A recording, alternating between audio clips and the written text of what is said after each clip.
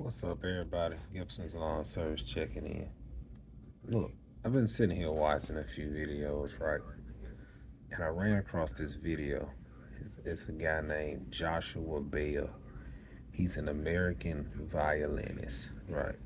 I'm talking about he's the top. He's the top in his craft. He's been playing the violin since he was 4 years old. He's sold out venues. He plays on a $3 million violin, so they say. I don't know what these things were. So one day he decided to go to a subway in the DC area. He started playing for free. He stood out to the side, started playing for free. And out of all those people down there, maybe only 5 or 6 stopped to listen. Now keep in mind, this is the same guy that sold out millions of venues. He's the top. He's the top when it comes down to doing what he do. I mean, he is the man when it comes down to playing the violin. And I've also been watching some videos of 2 handymen. All right. One guy specifically said he don't work for the poor. And another guy, he was saying, look, I charge $120 to come out. Um, and it showed me something. Like the guy that says he charged $120 to come out. He had a full-time job and he had a friend that wanted to remodel her kitchen. He was like, look, I'm already working 70 hours a week at my job. It's going to take me 2 weeks to remodel your kitchen. I can't do it going to work and coming over there working a little bit.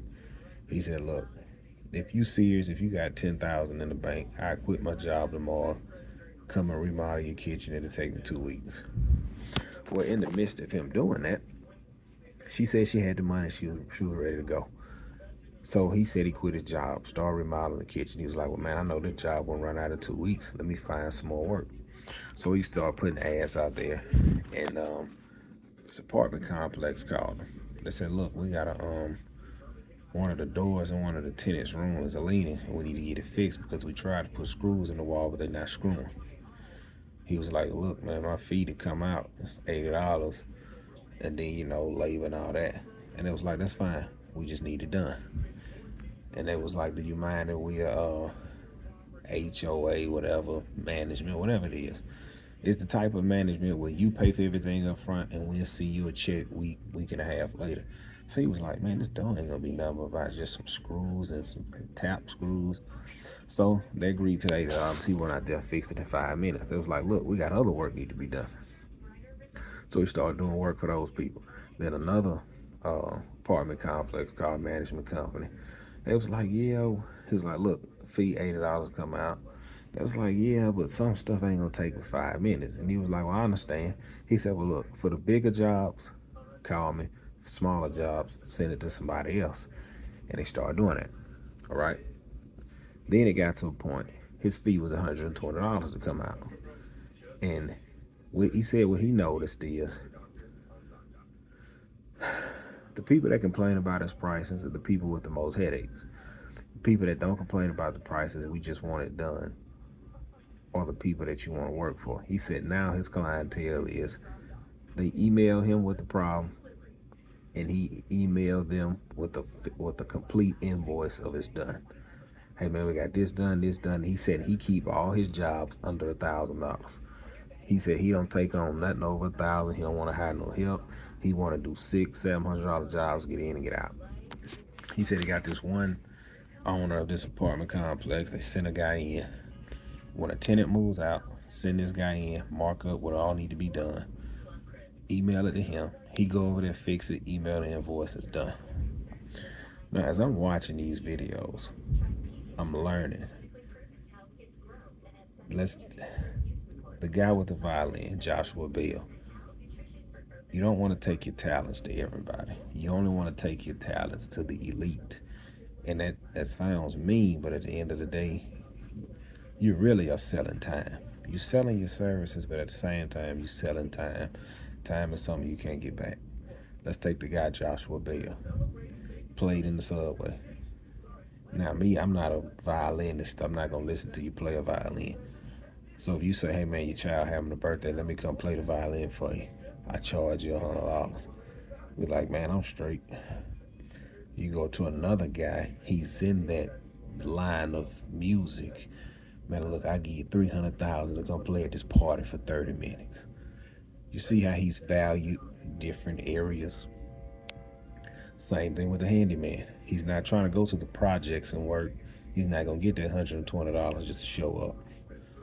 But these sky-rise, nice buildings, nice side of town, he'll get that $120 to show up.